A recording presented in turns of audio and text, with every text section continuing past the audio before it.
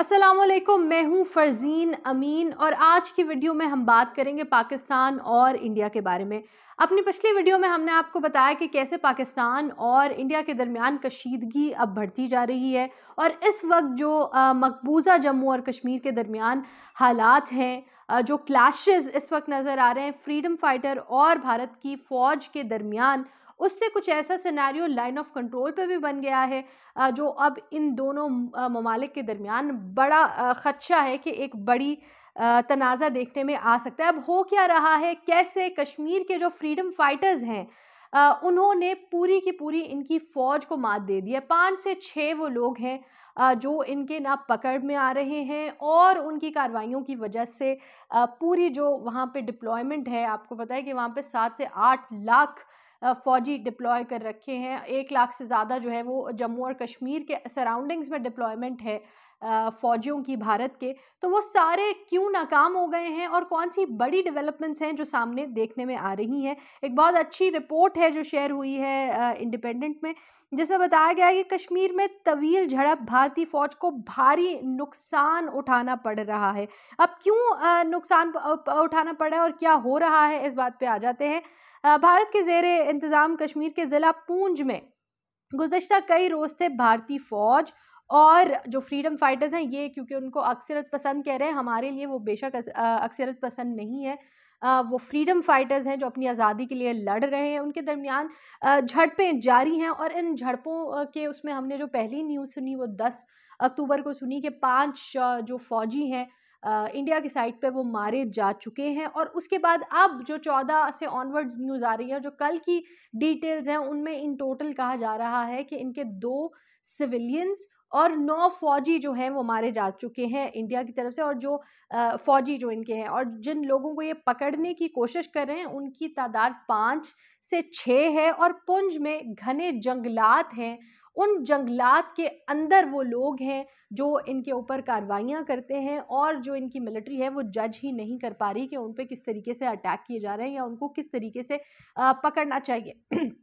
अब on ground क्या हो रहा है उस बात पे आ जाते हैं। ऑन ग्राउंड जो पुंछ के जंगलात हैं, उसके इर्द गिर्द इन्होंने बिल्कुल उसको सील कर दिया है और सील करने के बाद जम्मू से जो रास्ता जोड़ा है पुंछ को, उसको बिल्कुल 100% कट ऑफ कर दिया गया है। तादाद अब भी यही बताई जा रही है, उनमें से एक भी नहीं पकड़ा गया। वो बहुत ट्रेंड फ्रीडम फाइटर्स समझे जा रहे हैं और टैक्टिकली वो इंडिया की जो फौज वहाँ पे डिप्लॉयड है, उनसे भी ज़्यादा बेहतर टैक्टिक्स से सामने आ रहे हैं। और ये इंडिया की डिफेंस मिनिस्ट्री कह रही है कि वहाँ पे इस वक्त जो लोग मौजूद हैं उनके पास भारी असलहा भी मौजूद है। अब एज ऑलवेज जब भी कोई इंडियन साइड पे इस तरह का बड़ा इवेंट नज़र आता है तो पाकिस्तान को डायरेक्ट टारगेट किया जाता है। अब इंडिया की जो न्यूज़ चैनल्स हैं वो इस चीज़ को रिपोर्ट कर रही हैं कि जो 5 से 6 लोग हैं, ये 10 अक्टूबर से पहले पाकिस्तान की साइड से एलओसी से कश्मीर में एंटर हुए और तब से ये सारी प्रॉब्लम चल रही है। हालांकि रिपोर्टेडली इसका कोई एविडेंस मौजूद नहीं है।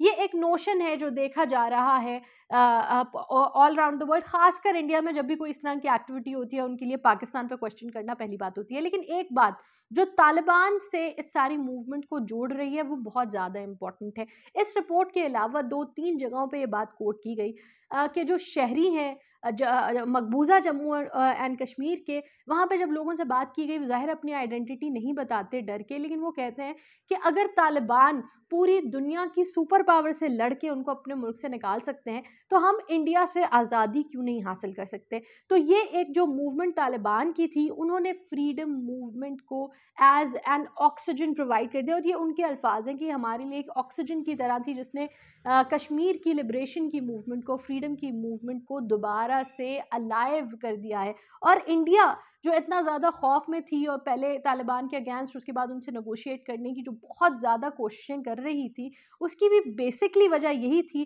कि उनको डर था कि अब तालिबान को देखते हुए जो कश्मीर में सेपरेशन की और लिबरेशन की और इंडिपेंडेंस की, फ्रीडम की जो मूवमेंट चल रही है, उसको फ्यूल मिलेगा और वो बहुत ज़्यादा तेज़ हो जाएगी। अभी 27 अक्टूबर को इनवाइट भी किया है उन्होंने पाकिस्तान के national security adviser Moeed Yusuf को इंडिया की तरफ से इनविटेशन आया है कि तालिबान के मसले पे हम आपके साथ बात करना चाहते हैं, क्योंकि इस वक्त उनको बात करने के अलावा कोई सूरत हाल नज़र नहीं आ रही।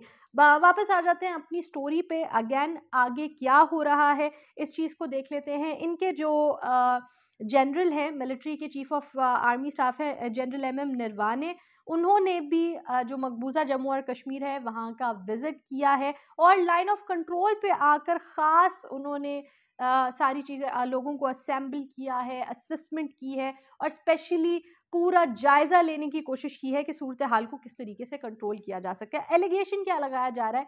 एलिगेशन ये लगाया जा रहा है कि क्योंकि ये 5 से 6 लोग फ्रीडम फाइटर्स, क्योंकि बहुत ज़्यादा ट्रेंड है, इनके पास असलहा भी मौजूद है और इतनी टैक्टिकली अटैक कर रहे हैं, तो ये पाकिस्तान ने ट्रेन करके भेजे हैं। गोया पाकिस्तान इतना स्ट्रॉन्ग और मिलिटरीली इतना ज़्यादा प्रोफेशनल है कि वो चाहे यूएस की फोर्स हो, तालिबान के ज़रिए उनको भी हरा सकता है और यहाँ इंडिया को भी 5-6 फ्रीडम फाइटर्स को ट्रेन करके पाकिस्तान हराने की कोशिश करे। पाकिस्तान की तरफ से भी मौक़िफ़ लिया गया है। पाकिस्तान की तरफ से जो कॉरेस्पॉन्ड कर रहे थे और उन्होंने इंडिपेंडेंट को बताया कि देखिए इस चीज़ को जोड़ा जा रहा है इंडिया में कारगिल की वॉर से। कारगिल की वॉर और इसमें बहुत ज़्यादा फ़र्क है। कारगिल की वॉर में पाकिस्तान और इंडिया आमने-सामने थे, 2 स्टेट्स थे, दोनों स्टेट्स के दरमियान जंग हुई थी।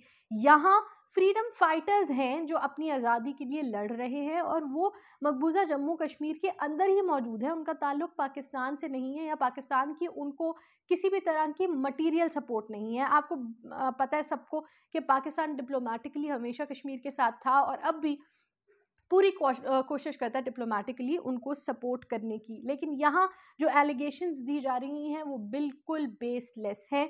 अब भी ये मार्का जारी है, अब भी वहाँ पे उनका सर्च ऑपरेशन जारी है जिसमें लिए वो नाकाम हुए। बुरी बात ये है कि जो लोकल्स हैं मकबूजा जम्मू एंड कश्मीर पे, उन पर बहुत ज़्यादा सख्ती हो गई है।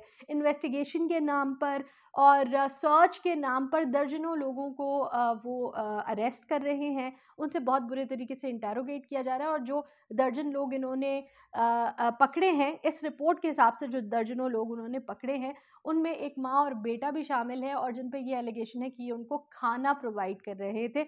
और जो इनका एक एक्ट इन्होंने शुरू किया है जम्मू कश्मीर में फ्रीडम फाइटर्स के ख़िलाफ़, वो भी बहुत ज़्यादा ब्रूटल होते हुए दिखाई दे रहा है।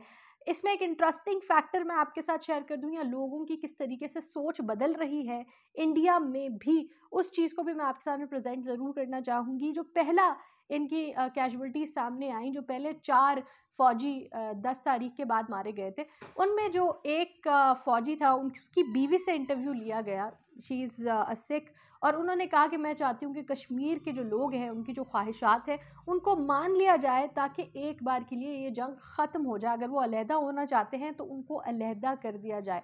तो अपनी इतनी बड़ी उनकी तरफ से तो बेशक कुर्बानी है, देने के बावजूद भी इंडिया की जो आम आवाम है उनके अंदर भी ये सेंटिमेंट मौजूद है कि कश्मीर के लोगों को आज़ादी दे देनी चाहिए। कश्मीर में जो हो रहा है वो बिल्कुल इनह्यूमन है। ये सारा ड्राफ्ट बिल्ड करने की का मेरा मकसद क्या था? ये सारा ड्राफ्ट मैंने इसलिए बिल्ड किया है क्योंकि इससे पहले कुछ वीडियोज़ में मैंने टू फ्रंट वॉर का ज़िक्र किया है, जहाँ हम देख रहे हैं कि लाइन ऑफ एक्चुअल कंट्रोल पे इंडिया और चाइना के दरमियान तनाज़ा बहुत बढ़ चुका है। वहाँ अब लाइन ऑफ कंट्रोल पे पाकिस्तान और इंडिया के दरमियान भी कशीदगी नज़र आ रही है। ये टू फ्रंट क्लैश जो है, ये मेजर हद तक बढ़ सकता है और उसके बाद जो सबसे बड़ी प्रॉब्लम आएगी वो खुद इंडिया के लिए आएगी। क्या इंडिया टू फ्रंट क्लैश के लिए, टू फ्रंट कॉन्फ्लिक्ट के लिए तैयार है, या ओवर कॉन्फिडेंस में एक बहुत गलत मूव लेते जा रहा है? क्या ये फ्रीडम फाइटर्स कामयाब हो सकते हैं? अब ये तो ऑफ कोर्स बहुत मुश्किल है कहना कि 5-6 लोग इस मकसद में कामयाब हो जाएंगे, लेकिन बेशक एक जो इनकी मूवमेंट थी उसको तक़वियत मिली है, लोग दोबारा से वोकल हो रहे हैं, लोग ज़्यादा इस बारे में बात कर रहे हैं और even in the whole world हम देख रहे हैं कि कश्मीर इशू पे दोबारा से एक स्ट्रेंथ के साथ बात की जा रही है, एंड इंक्लूडिंग पाकिस्तान की डिप्लोमेटिक एफर्ट्स ने भी इस चीज़ में बहुत ज़्यादा असर डाला है। आपका क्या ख्याल है इस सारे मामले के बारे में? हमें कमेंट सेक्शन में ज़रूर बताएं। दुनिया में बड़ी डेवलपमेंट्स को जानने के लिए ग्लोबल क्रक्स की आगे आने वाली वीडियोज़ को ज़रूर देखें। इस वीडियो को लाइक और शेयर करें। अपना ख्याल रखें। अल्लाह हाफ़िज़।